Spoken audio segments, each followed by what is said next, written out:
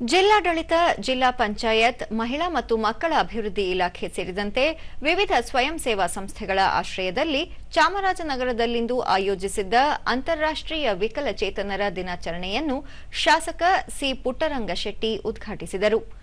ಇದೇ ವೇಳೆ ಎಸ್ಎಸ್ಎಲ್ಸಿ ಮತ್ತು ಪಿಯುಸಿಯಲ್ಲಿ ಅಧಿಕ ಅಂಕ ಗಳಿಸಿದ ವಿಕಲಚೇತನ ವಿದ್ಯಾರ್ಥಿಗಳನ್ನು ಸನ್ಮಾನಿಸಲಾಯಿತು.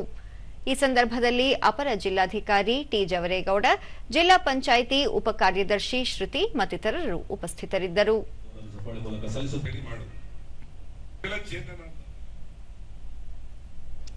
ಬಳಿಕ ಸಿ ಪುಟ್ಟರಂಗಶೆಟ್ಟಿ ಮುಂಬರುವ ಅಧಿವೇಶನದಲ್ಲಿ ವಿಕಲಚೇತನರ ಮಾಸಾಶನ ಹೆಚ್ಚಳ ಮಾಡುವ ಕುರಿತು ಮುಖ್ಯಮಂತ್ರಿ ಹಾಗೂ ಸಂಬಂಧಿಸಿದ ಸಚಿವರ ಜೊತೆಗೆ ಚರ್ಚಿಸಲಾಗುವುದು ಎಂದು ತಿಳಿಸಿದರು.